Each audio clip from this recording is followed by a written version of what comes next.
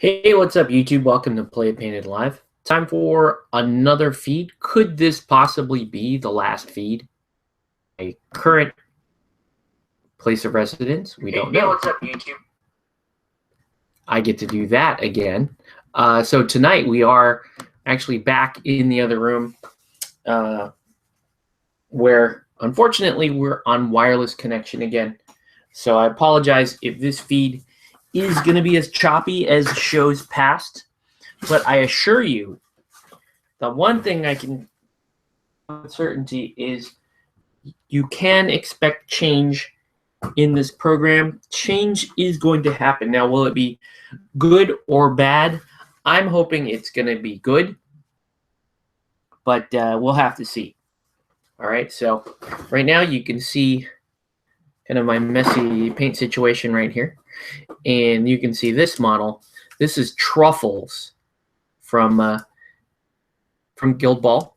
So this is one of the new Season 2 mascots for Guild Ball. I actually something to paint tonight. Now, this is not a commission piece. However, I may actually be including it with my butcher's team when I put them on eBay. But it was fun. I mean, I found this in my local hobby store. And I'm still waiting for Wrecker, obviously, for my Masons team. So while I wait for Wrecker, I can go ahead and paint this guy and run Truffles with my butcher's team. Now, I gotta admit, I really like butchers. Had to see this team go. I don't know. Does Truffle stay or not? I don't know. Anyway, better get the wet palette ready. So we'll get that started. If you're just tuning in, thanks for watching. Let us know what you're painting or what you should be painting. Tonight's episode is going to be Truffles from Guild Ball. All right, and we're going to talk a little bit about all the real life stuff that's going on with me and whatever else you guys feel like talking about.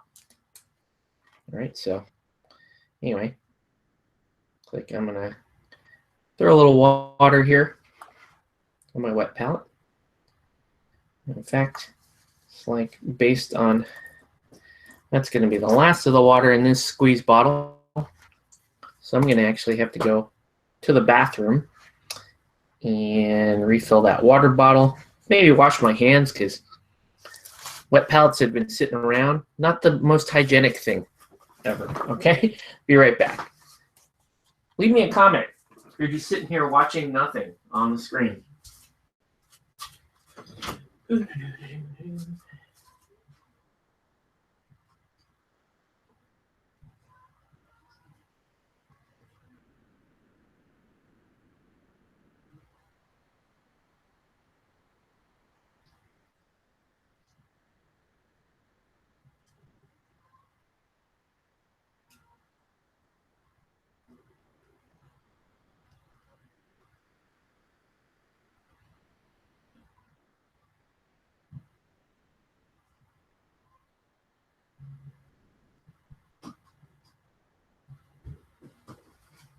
You can hear my little boy over there, still awake. Good. I may be getting a call from Mom to take him and try to get him to go to bed at a reasonable hour. We'll see how that goes. I'm going to turn my ringtone on.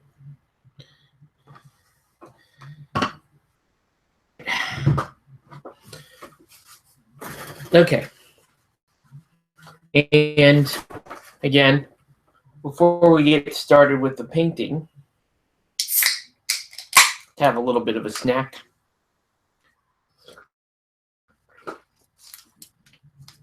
You guys can admire the pig here. And I'm going to have a cookie. Tonight's cookie is Nutter Butter. No favorites. I try not to eat these too much, though. These are really bad for you. Well,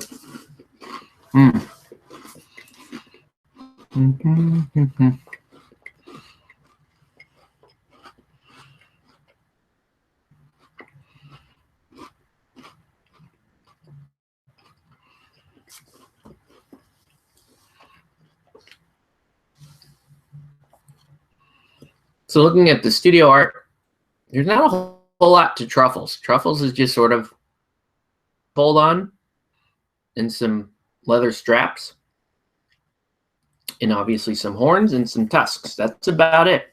Not a whole lot to do here with Truffles. Maybe some blood on there.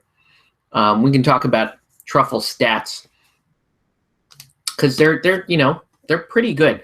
I like the synergy with the team, but Truffles is not bad. I mean, okay, so 4-6 move, not very fast. Attack 3, kick 1-4. Those are all pretty normal for a mascot. Arm 0.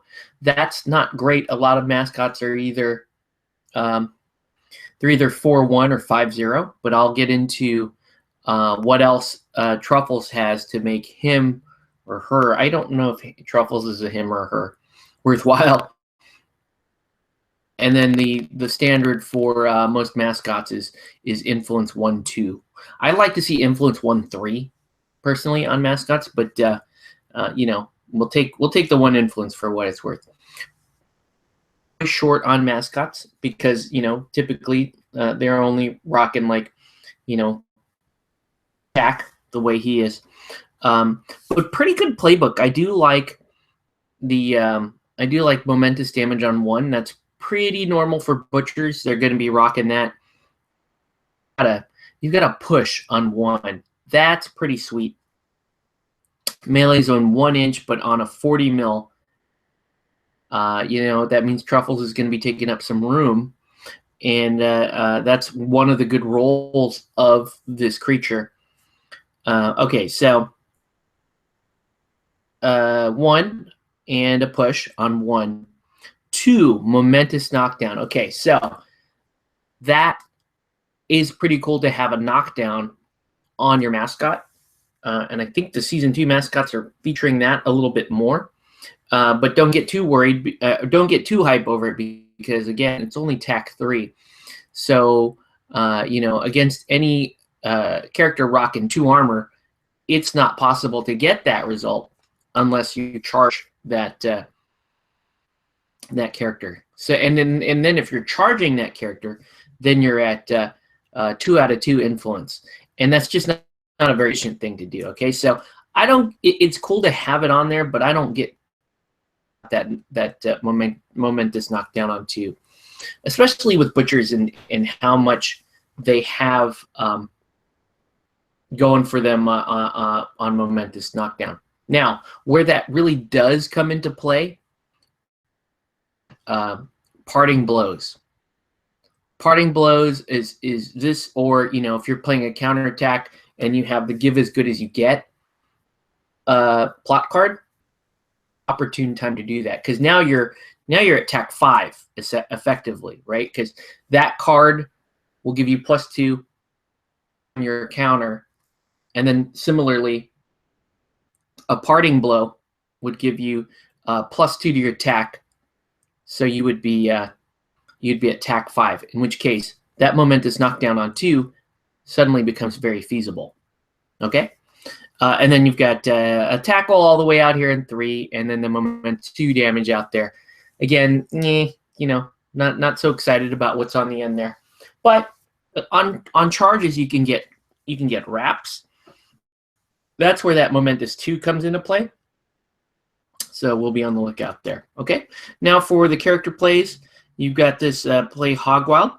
The first time this model suffers damage, this turn from an enemy attack or character play, it may immediately make a jog. That's a pretty cool play.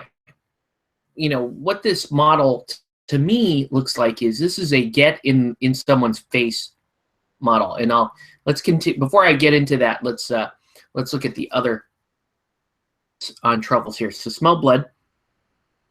Model gains 0+2 move when it performs a charge against an enemy model suffering the bleed condition. So very good model to run with your boilers, with your meat hooks, models that throw bleed on, and then obviously a great mascot to run with Fillet because she also has a number of bonuses against models that are suffering bleed. Also gains +1 damage, so playbook damage results against that model. So I believe this is the exact, Smell Blood is the exact same trait that Fillet has, pairing with Fillet. And then here's the part that kicks in here. So like I was saying before, 4-0 defense on a mascot, not so good, but then you throw Tough Hide in there, you got a good thing. So Tough Hide, 4-0, and 11 boxes. That's pretty good. That is pretty respectable. And again, that leads into my whole notion that this is a model that when you're not assigning influence to it, it should be in someone's way. It should be getting in the way. When you really are, as with a lot of mascots, you really are going to pick your moments when you want this model to have influence. Hog Wild is an interesting one because, you know, if you're going to put the influence on Hog Wild to get in someone's way, right? Make it so. This is especially true of maybe low defense, high tack models, right? So if you have a model that is, let's say this model is engaged with an enemy model, an enemy beat stick, you throw up Hog Wild, and that enemy beat stick may decide to attack Truffles. Well, might only be getting one attack. If you've spaced it properly, the model might only be getting one attack, and then Truffles can make a jog out of combat. That said, so you can still take a parting blow on it, I believe. But really, the other thing for this is, let's say you're a slippery character, and you're gonna do an attack on Truffles to try to generate momentum, or to to generate a damage and dodge situation. Well, on a damage dodge, Truffles can slide right back into melee with you and stand in your way some more, if that's what you were planning on doing. That said, though, I mean, Hog Wild seems to be very situational. I don't know how far in I would go with it. What I like about this model mainly is that it's a great get in the way model, and frankly, the idea of using that, using it to stand there and then try to knock people down on the parting blow, probably the this model. So I'm not going to be, when I field Truffles, I'm not going to be throwing influence on it, if at all. It's I might influence on it. I score goal. I'm like, okay, let's play Truffles a little bit, but I'm not running a lot of plays around the mascot specifically, and that's only run plays around mascots like, say, Coin. Obviously, Marbles, still the best mascot in the game is Marbles, and then so Coin, Marbles, and then sometimes Flask. Those are my three. I do really like that these other mascots like Truffles and say Scum. Those are models that mascots that do any influence, and that's, I think, for the most part, that's what you want from your mascots. You don't really want to be putting too much influence on your mascots. I see people doing that with the what's it called, the large cat for hunters, and that works. You know, if you build around it, cool. You know, whatever. That is a mascot, though, that is going to be a little more influence spendy than the other ones. Hey, what's up, Troy? Thanks for tuning in. So let's paint a little bit of this model here. Again, with my move, with everything else going on, I'm not going to be terribly, pressured into finishing this model.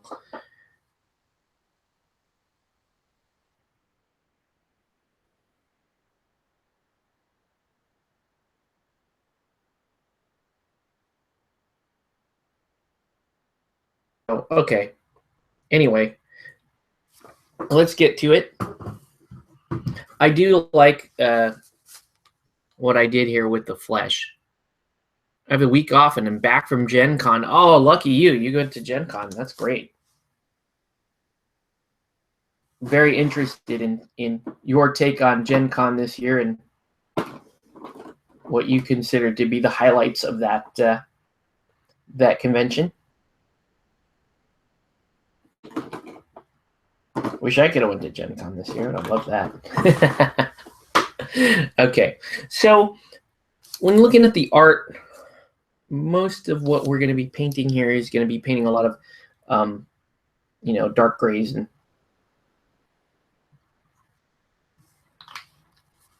dark gray and dark brown.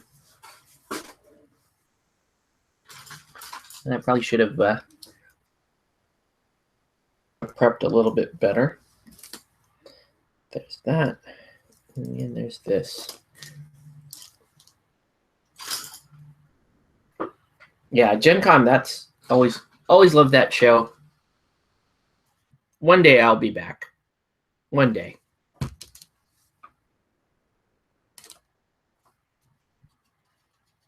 Can we do a little black gray? Or this is German black gray.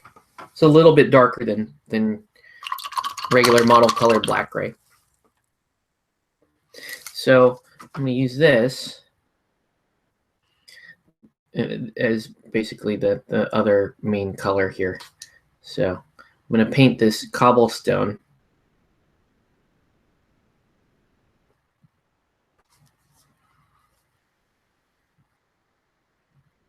Neat. Look at that. There we go. In here. I wonder how I'm going to do the setup in the new place.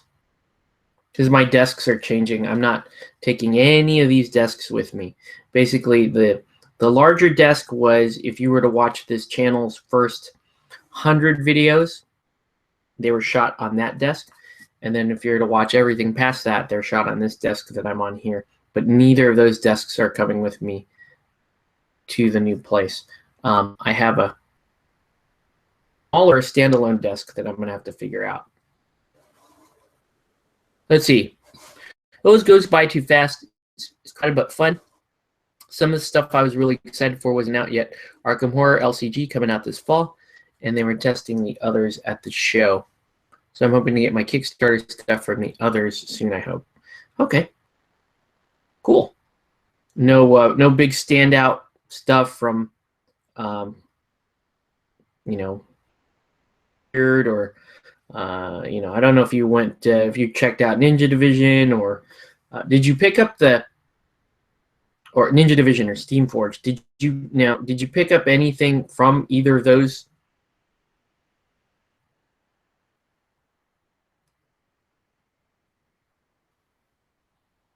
Curious to know that. So I'm just going to paint this cobblestone, this black gray for now.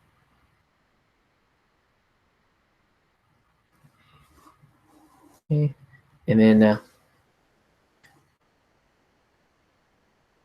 it's weird, really kind of weird. There's a blindfold on the model. So I'm just going to paint that in this dark color.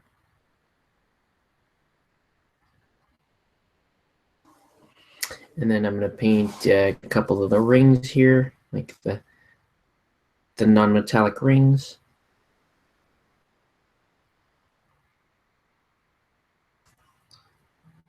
I'm sorry, they are metallic rings, and I'm just going to paint them in that color. Then this model has some spikes on its back. Ninja Division, and looked around but didn't pick up anything because I was trying to get obscure things and stuff with exclusives. And Ninja doesn't do exclusives. That's true. Ninja does not do exclusives. But, you know, at Kill la Kill Asami model, I'd love to paint that model and the Link model, the Candy cosplay model. That would have been fun. I'm just going to wait for those to end up in the store, and then I will order from the store. I like that they didn't do that sale during Gen Con, because that's nice. Then now expectations are a little different, and I think they should be able to fulfill faster without having to basically fulfill around Gen Con. So saw some of the new Mercs miniatures box starters, which are hella good value now. They used to be $70 for 5 models. Now they're like $35 for 10 bottles. Wow. Be enough to push me into Mercs. That sounds like a great deal. Be interested in that. Okay, doke. Now I'm going to do that number right there. Just going to paint a little shading right there. And they're plastic too. Have to I'm gonna have to cut down on the gaming stuff because of all the new big changes in my life. So one of the things you have to remember at Gen Con, unless it comes, you can only get it at the con, it will save you some money to wait and get it online or sale at an LGS. Yeah. No, I hear that. I mean, when you're at a con and you're traveling, you really have to prioritize your spending, and it better be on stuff that you won't be able to get once the show's over. So I totally hear that.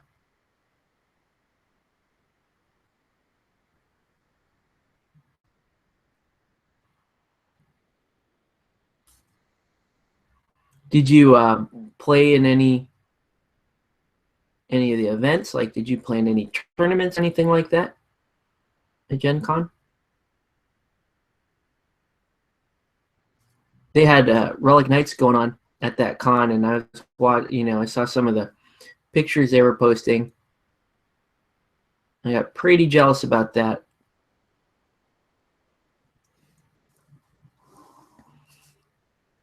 All right. So let this dark gray dry. Like a chocolate color for the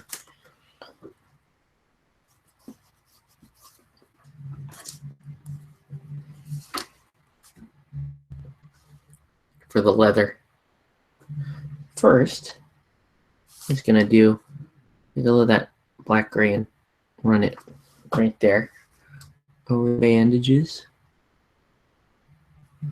You know, little call out to the stitches right there. I didn't play in any miniatures tournaments this year. I played in an evolution tournament with someone who thought he knew the rules but really didn't. That happens.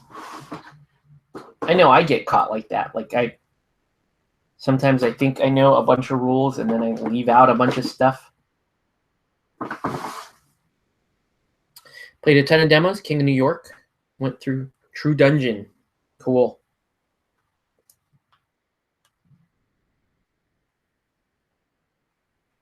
All right.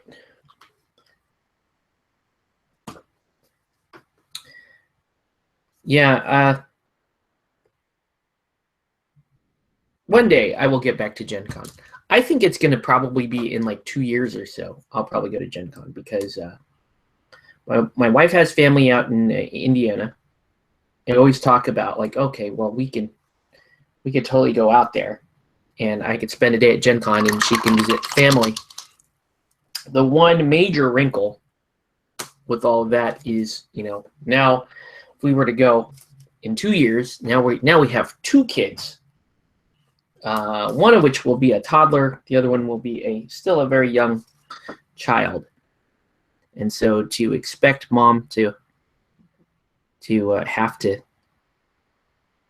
watch both kids so that dad can go be a kid, that's, I don't know. I'm not saying, like, my wife is amazing. She might go for that, but I can't count on it. You know, I don't think it.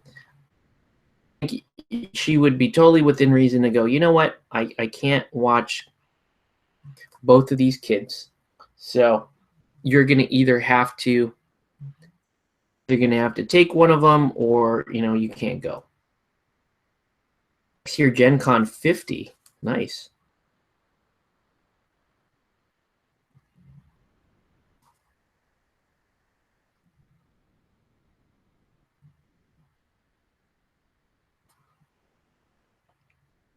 Starting to paint in this leather here. And come to think about it, there's not a whole lot to paint on this model. The airbrushing and the washing, the skin is done. Part, right? Just getting the skin done. The rest of this is pretty straightforward stuff. So, what else has been going on lately? Last weekend, I did a guild ball day at our LGS,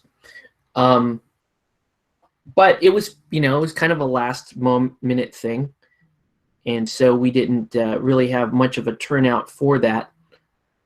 Kind of being me and a couple friends playing some games, and, you know, got to talk to a few people about the game, which was cool, but, you know, no real draw there. And then that's when I picked up Truffles here. And then other than that, I mean, this whole week for me has been this last second scramble to get my loan funded so I can, you know, close the loan and get, you know, get the new house before escrow closed. So it looks like, knock on wood, it looks like we'll just be able to squeak by, you know. Instead of we were hoping for a 30-day escrow, given how, you know, fast things were moving with the seller and with the with our real estate agent. We thought we're in good shape. We were in good standing with the lender, so we thought it would be, you know, fairly straightforward. But, you know, I got to tell you guys, the lender turned out to be a really inefficient in all this, right? And it's my mistake, really, because I trusted the lender going in, and you know, this guy seems like a decent enough guy. He helped my brother on a refi, and he's a loan originator, so I'm like, okay, well, and he helped me get pre-qualified. Even true, like, that wasn't even accurate. He called it pre-qualification, and then when they checked it, it's like, well, that's not really a pre-qualification. So that should have had the alarm bells go up, but no, stuck with it. And then, like, throughout the process, it was pretty bad, I won't lie. It was not a good relationship with the lender right now. Is not on very good terms because I'm so mad about them dropping the ball continuously and dragging this out. I mean, this should have been a pretty, at least from my limited understanding, I thought this was going to be a fairly simple, but you know, the underwriter, once the underwriter got involved and, you know, they started asking for information, and I know this is the case with a lot of people that buy a house, they start asking for information, well, that's when things start to slow down. And I wouldn't have minded that if there weren't so many side glitches that were really the core reason for why things slowed down to a crawl. And let me explain that. So, you know, it's like, here's for example, I want you to send me a signed letter saying that, you know, this money came from this person as a gift. You're not, and I'm not required to pay them back. right? So then within the same day, I go out and generate that signed letter. And so generate the signed letter, get it back to them, and then, you know, before we can even say, well, then the lender's like, okay, we're good, right? Then the underwriter will look at that and go, actually, that's not the right format. The proper format for that. And so, like, the thing I take issue with is, well, why didn't, if that was one of the requirements, why not just send that letter out when you identify the requirement? You know, it's like I'm, you know, you go to the dentist office and you're like, oh, I'm here for my checkup. Okay, what are we checking up on? Well, I don't know. You tell me. Okay, well, we're going to extract a tooth from you. Okay, what do you need me to do? Well, I need you to, and, you know, open your mouth. So then you lie on your back and you open your mouth, and they go, well, actually, you know, we have a chair for that. So why don't you get up and get in this chair? Stuff like that. Like, it's almost, I would accuse these guys of trolling based on what I saw or what I went through. It's not so much that there were issues with the information itself, just that by the time that they were asked for, my lender kept saying, oh, I'm going to keep everyone updated. I'm going to call you. I'm going to call the real estate agent once per week. That never happened.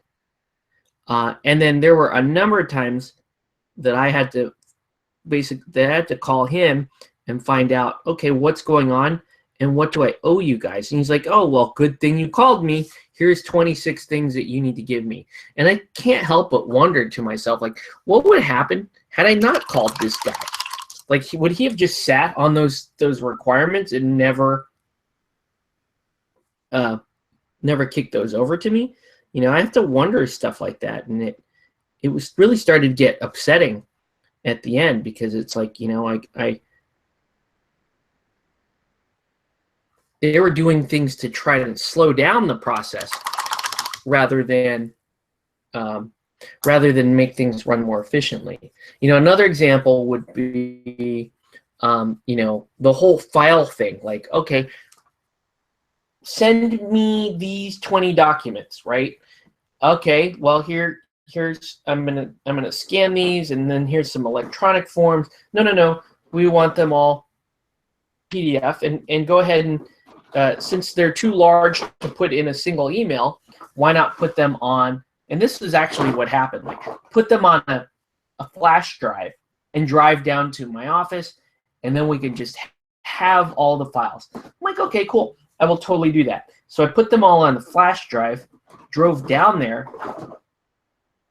Come to find out, they can't take the flash drive because it's a bank and they're super secure. They can't just willy-nilly throw a flash drive in their,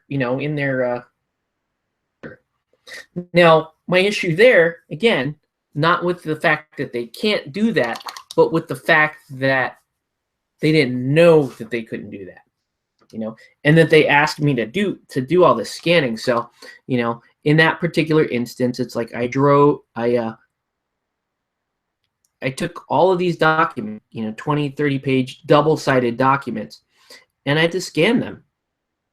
And, when you don't have the professional grade scanner, you're sitting there pretty much the entire night. I gave up the entire night to scan all this stuff, put it on a memory stick, show up at the bank to find out they don't even take that format. I feel at that point, like, am I supposed to be okay with the tremendous amount of time that the bank has just wasted of mine? That they like, that's okay. So the place because I'm painting, but I consider myself, and you can laugh at this statement if you like, but I consider myself to be a fairly nice person. I consider myself to be fairly calm most of the time. fairly reasonable most of the time. Game fundamentally, then I get mad. But I have one button, and that's what I tell people. Like, I have but one real button when it comes down to it. Don't waste my time, right? You can. There's a lot of things that I will let you get away with. But don't waste my time. In the case of the bank, I know that they're going to figure out as many ways as possible how they can screw me out of the money in my bank accounts, how they can screw me on the interest rate, that the bank is after the money. Okay, that's fine. I can accept that and go in with my eyes open to that. However, when they start spending my money and wasting my time, okay? Because for me, and I say this all the time, I say this to everybody I know. It's like it's almost like if I was a Game of Thrones house, like this would be my house words. It would be time is money. Okay, I'm a firm believer in time is money. And when people time and they're taking your money to do it, that's when they're trying to burn the candle on both ends. That's when they've, in my mind, they're overreaching. They're taking more than they're entitled to. And that's when I start to get really upset. It's just the biggest pet peeve of mine. I like it when people waste my time. I don't like it when, I guess that just means that I'm just flat out impatient with things, right? That I get, if I'm in the drive-through and I hear too much conversation between the car in front of me, the drive-through employee, I get a little upset. It's like, we're in a drive-through for a reason. We're here to order food in a quick manner, get the food in an expedient manner, and be on our merry way, right? Up the wall when I can tell that there are a bunch of like that there's chit-chat, like there's conversation going on with the car in front of me because they flat out can't follow the very simple format of what a drive-through is. They can't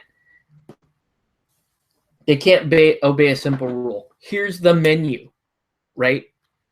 You don't pull into an Arby's vegetarian meal, okay? You don't do that. You don't go, hey, I really like your roast beef and cheddar sandwich, but can I have a gluten-free bun and I need only goat meat on the roast beef and and instead of cheddar, can you melt down some for me? Okay, that's what drives me crazy. That's one of those things, because again, this person is wasting. They're wasting they're wasting Arby's time, but they're also wasting my time. They're wasting their own time, but they're also wasting my time. And the easiest way to piss me off is to waste my time. And when you're taking my money, and then we got real problems. So, needless to say, I was kind of in war mode to ensure that that the loan would close on time. And it's so bad. I mean, it to the point where the real estate agent hung up on the bank. Straight up hung up on the bank. She was sick and tired of their lies, their crap, And as gamers, we're totally used to these lines. Oh, we're working on it as fast as we can. You guys are the next ones in line. You'll totally have it this week. I mean, next week. I mean, the week after. You're totally there. Don't worry. That just drove me up the wall. With regards to, like,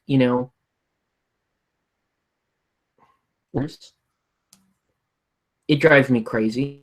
Late Kickstarters drive me crazy, but it's almost the sad part is like we just accept it. We accept it from these game manufacturers. Like, oh well, they're going to be late on their Kickstarter. I basically just assume all Kickstarters that I back are going to be 6 months late. Oh, delivery date December 2016. I'm like, okay, so April 2017, I will totally have this. You know, and that's one thing. But when we're talking about, you know, closing a mortgage before escrow runs out, and you know that, you know, that the buyer is super antsy, and then that they had to turn down a cash offer, you get really pissed. Like me, you get really worried and you get really pissed.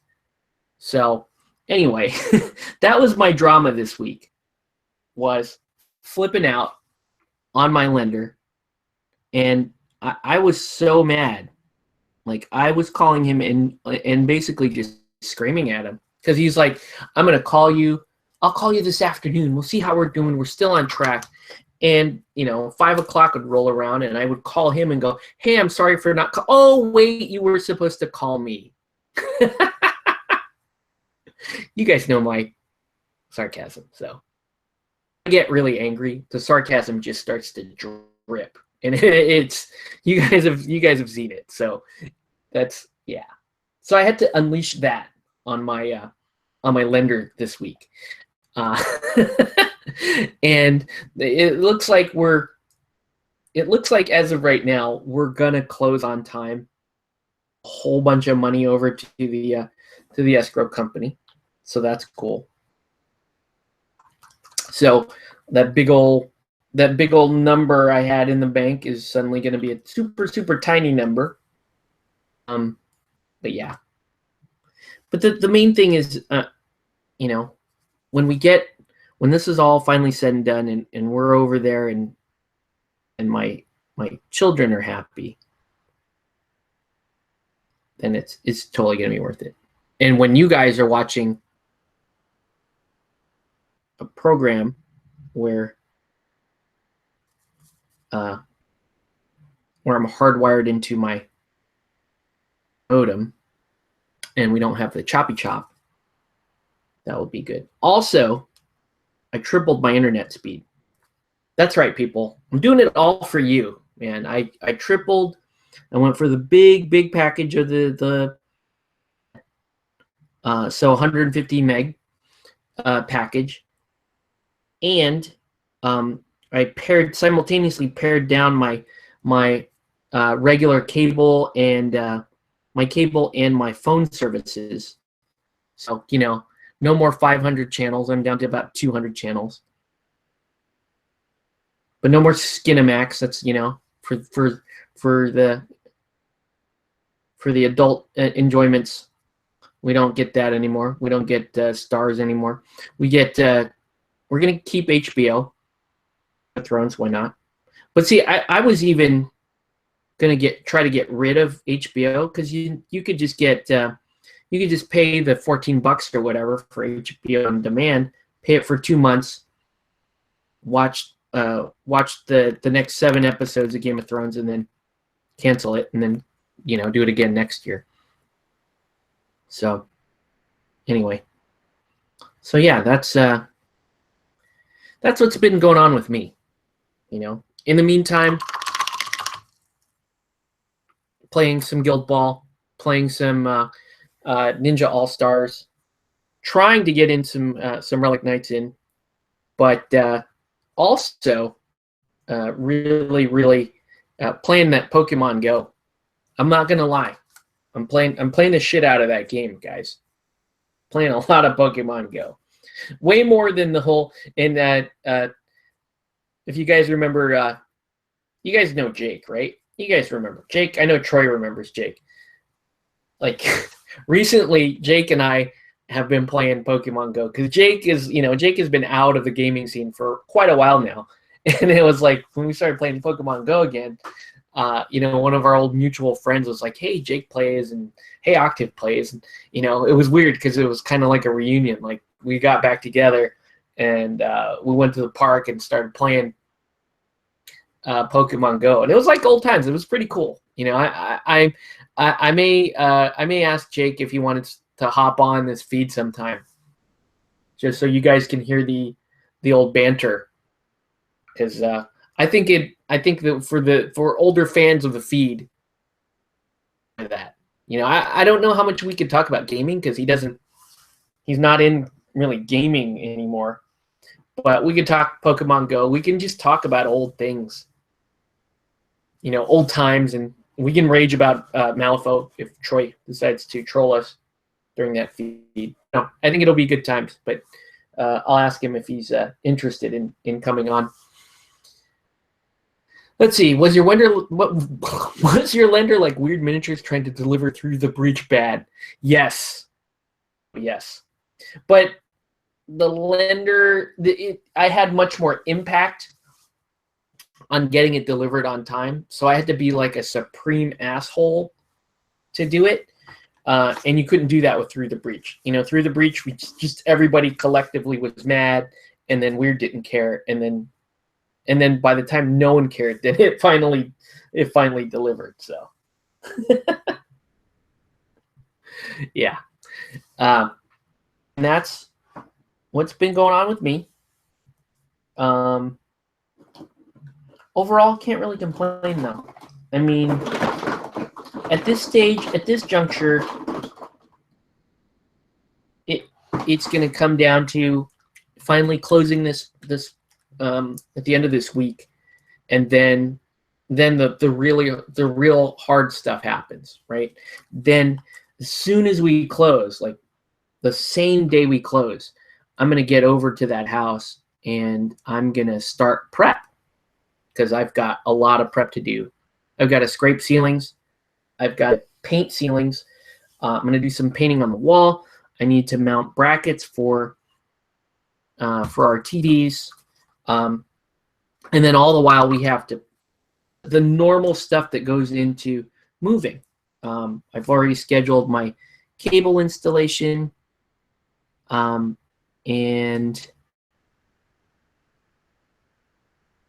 you got the big moving day. Then you've got all just basically all the busy work that's going to happen with, you know, moving all this stuff over. Because the big moving day is really just, you know, us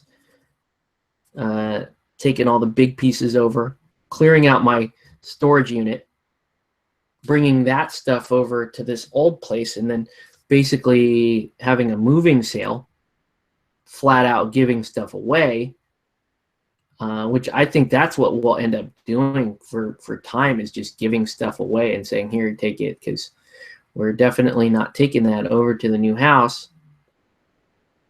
And then just trying to make the best of it. But I'm telling you, once we get past the ceilings, ceilings is going to be a lot of work. I'm going to have to do the ceilings alone.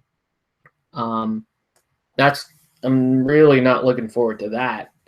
But I got to do it. It's to the point where, like, I'm anxious to do it now. This makes sense to you guys. Like, you guys know when I have a big project, then I get anxious to start, because I gotta get off the blocks, right? I gotta get it started. I need do a little bit of wash here. Just kind of blend that together. There we go.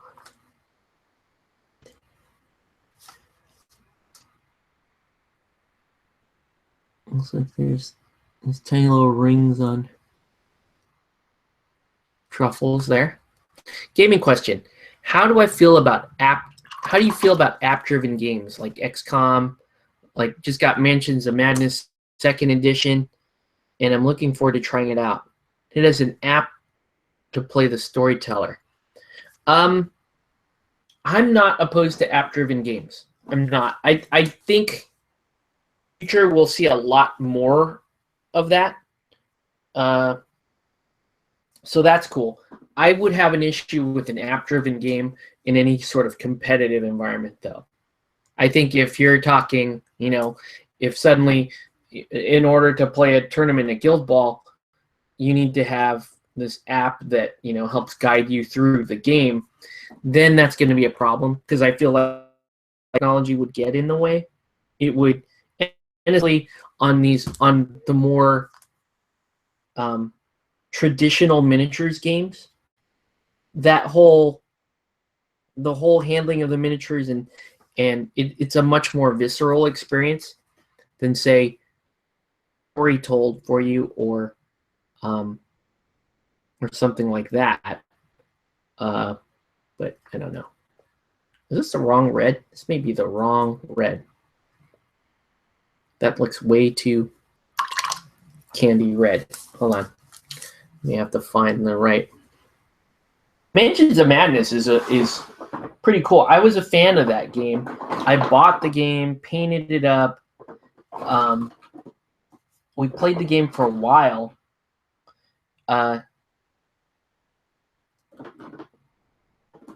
And my only issue with Mansions of Madness was the fact that it took too damn long to set up. Setup and running Mansions of Madness was an undertaking, right? And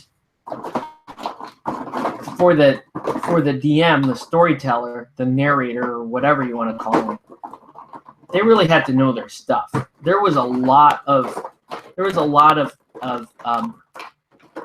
administration in the original game. Somebody made a really good suggestion to me that when you're playing Mansions of Madness, that instead of having the DM handle all of that stuff, that you can actually start to break up some of those tasks. And I thought that was a great suggestion.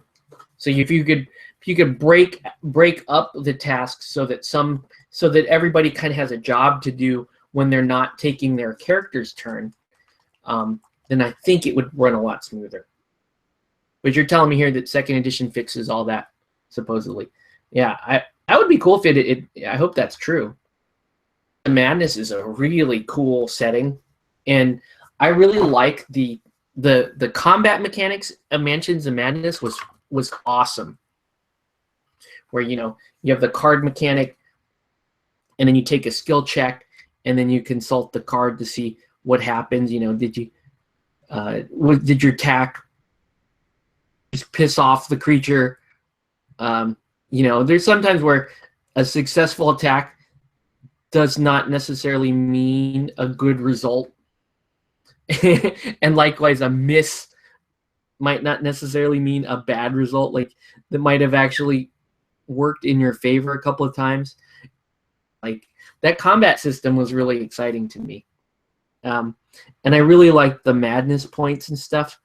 Sanity, losing your sanity over time, and pretty damn cool. I really did like quite a bit about that game. But we just weren't playing it. We didn't have enough time in an evening.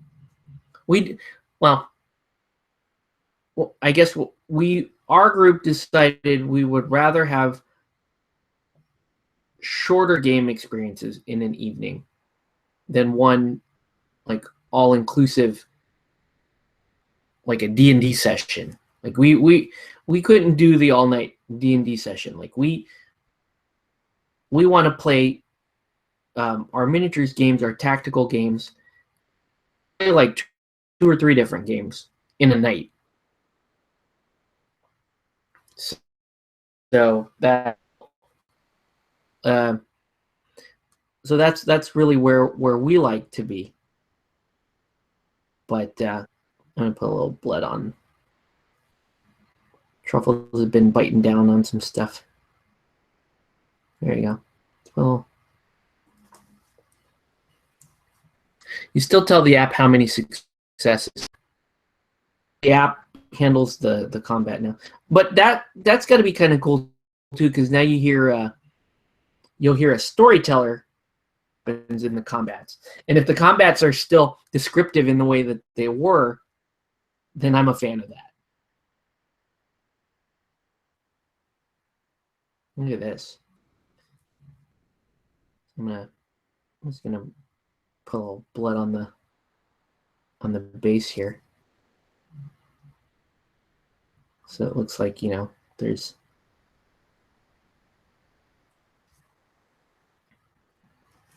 especially on this side, looks like there's a good opportunity for blood there. Okay, well, pretty good.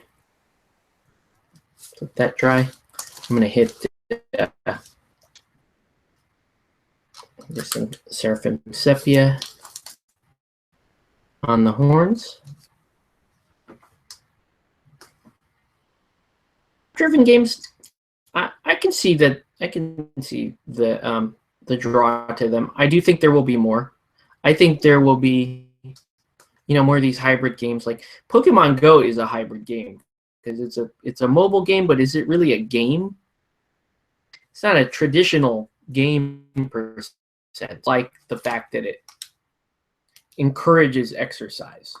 You know, I've been walking a lot because of Pokemon Go, and I'm pretty proud of that. Like that, my wife has been trying to get me to walk with her for years, and now this game comes out, and walking, you know, a mile a night, sometimes 2-3 miles, and because, you know, I have a purpose now. I have a goal. I can see how my little digital creatures do.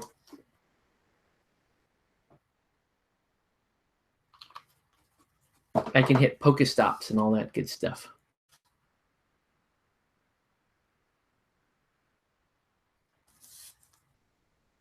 Okay. So I'm just doing the final wash here on the pig.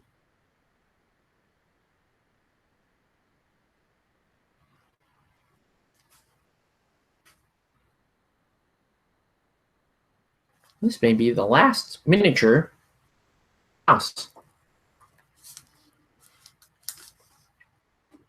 So we'll let that kind of marinate. Like, cool. I don't see anything else left to do on this thing. Pretty happy with it. All right. Oh, man. We'll close this. Okay, let's see. Oh, my favorite thing about Mansion 2nd Edition is it came with the new monsters and investigators and an upgrade kit to use all your map tiled monsters and investigators from the 1st edition. Nice. And it sounds like that's going to be a lot of fun. I'm trying to get the lighting right on this so that you guys can actually see the pig. I think you've got a really good view of the pig. You also do have a lot of, you still have like a lot of this shiny stuff on the base that's drying. Real simple paint job, but I think effective. I think Truffles here is going to look good for his team. So there's that.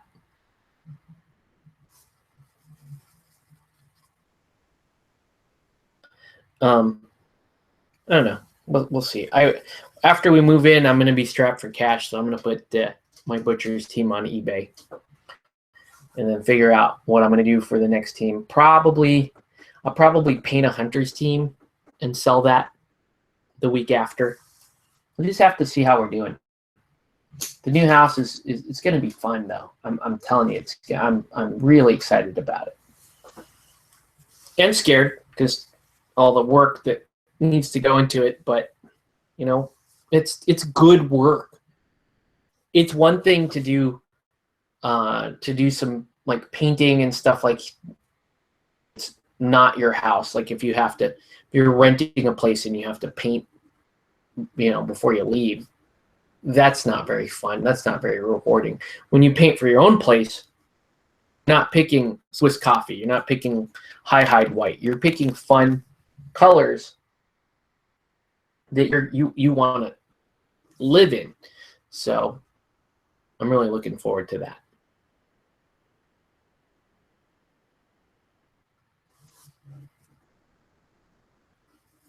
So what is the next thing I'm going to paint? I don't know. I definitely have to get back to painting more Ronin for Ninja All-Stars. I still have my Wild in the Streets Kickstarter stuff to paint. And I still have a bunch of kits. Like, there's no shortage of stuff for me to do. If so you could say this, if you stop painting, if you stopped buying stuff right now, you'd probably still have enough stuff to paint for a whole year. I can say that comfortably. And I paint almost everything that I buy. I paint about, I'll say conservatively 75%. I paint. Probably closer to 85, 90%, but we'll say conservatively 75%. So if you figure 75% of stuff I get, I end up buying, I end up painting. But if I were to stop buying right now, I would still have about a year's worth of stuff left to paint. I think that's a fair assessment.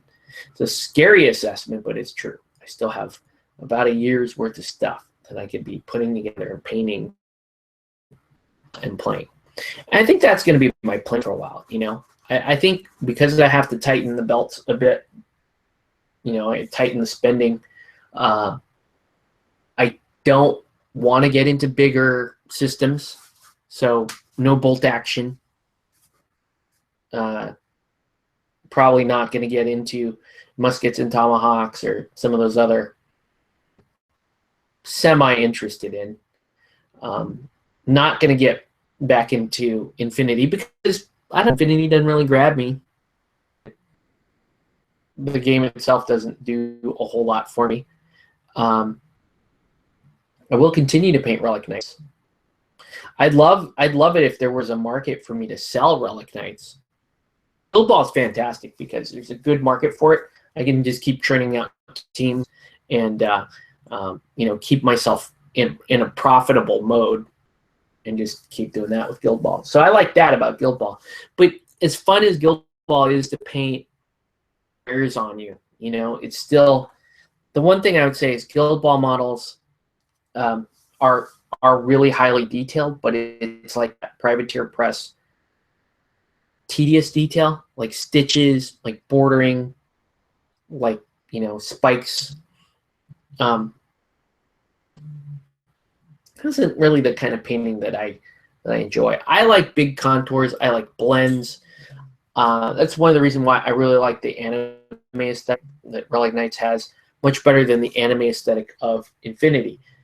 Because there is a difference. The anime aesthetic of Infinity is more about level of detail, is more about like highlighting. There's some good blending that you can do with Infinity, but there's still a lot of border stuff to paint. There's still a lot of like sharp highlighting to do. Whereas when you're painting Relic Knight stuff, it's like pick a big bright palette, learn how to blend it, and pick specific points of light, and it's going to look fantastic. Paint some anime eyes and you're good. You're good. I don't know. Take it for what it's worth. This thing is starting to dry before your very eyes here. Again, this is Truffles from Guild Ball. But yeah, so much stuff to paint. Like I could pick stuff. I could still reach over here and pick something to paint. Here, let me show you guys just a random. Put the pig over here for a second. Here's just a random thing that's on my desk for no reason at all. Troy will appreciate that. Look at that. Look at that. It is Hamlin Ratcatcher from the old Metal Malifaux line. Hamlin Ratcatcher with Nyx on the base. Why do I have this out? I don't know. It's been out for a long time and isn't going anywhere. Oh, look. this part is so messy. This part of my desk is so messy that I just located this guild ball. I better paint the stitches on it.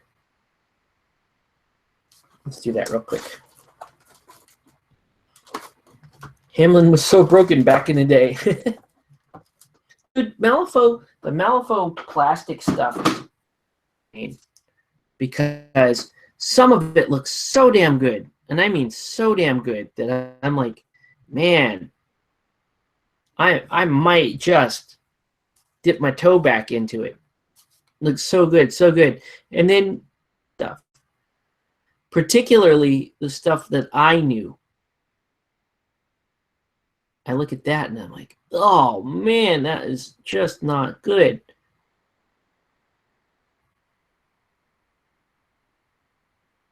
My old favorite crew from Malifaux was Colette Dubois. Loved Colette crew. And back in the day, you had Colette, which was a really interesting character, full model. You had Cassandra, who for me is one of my favorite all-time models, not just for Malifaux models. Love Cassandra. I think she's one of the coolest models, the metal model, one of the coolest models I'd ever seen. Then you have the performers. Metal performers were okay. There were nothing really to write home about. They were okay. They could have been better. And stuff, right? Then I saw their crew box, the plastic crew box, and I looked at the mannequins. Those look amazing. Looked at the performers. Those look amazing. And I looked at Colette and especially Cassandra, and I was like, wow, did we... That was really, really disappointing. I would say the old masters that carried over, you know, Ramos, Perdita, look awful. I like the Leviticus to a degree. I just don't think they got his character right. The way he's like a really cool looking model, but he doesn't, to me, he doesn't really smack of the same. Leviticus was so cool. The Metal Levi really had such great character to it. The metal, the alt sculpts, the alt metal sculpts, still some of my favorite models of all time. Look at Alt Ramos, loved it. Alt Pandora, really loved that model. Alt Lady J, not so much. The plastic Lady J, terrifyingly bad in my opinion. Just awful. That's just not a good miniature. The Death Marshals look great. Yeah, Plastic Ramos was just way too skinny. Like what diet did he go on? How did he get skinny and Joss got fat?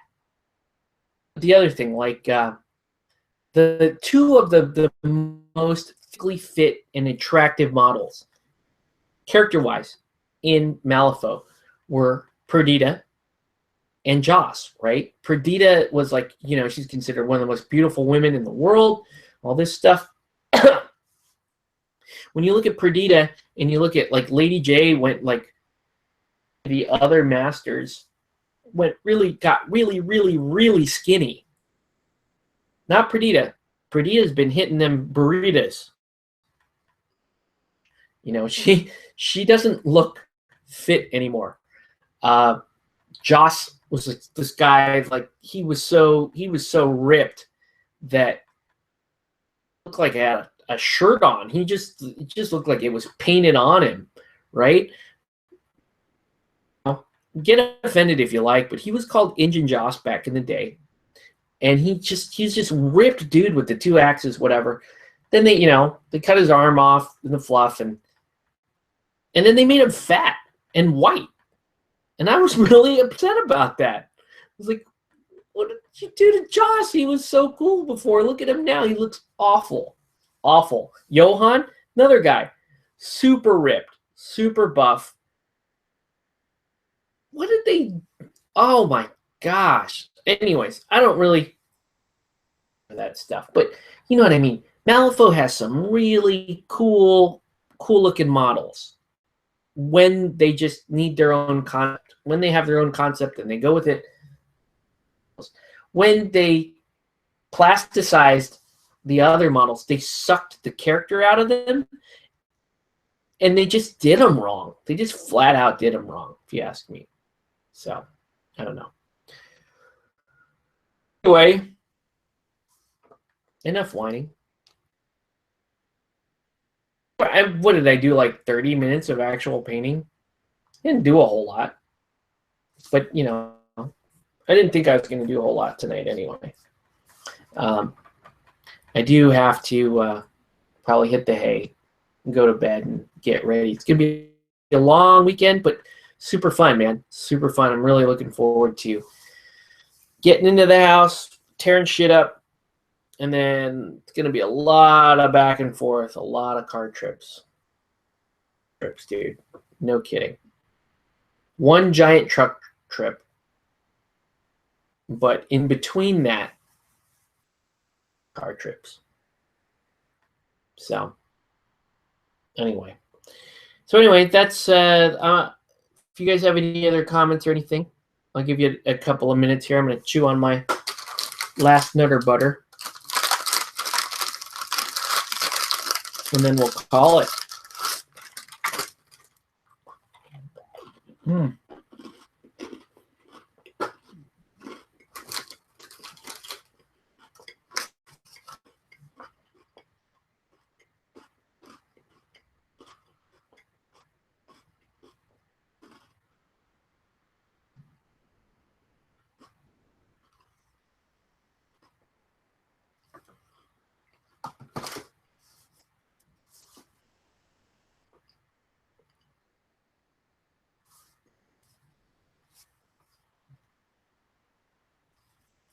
Alrighty, guys. Well, that is going to do it for this video. I want to thank everyone for watching.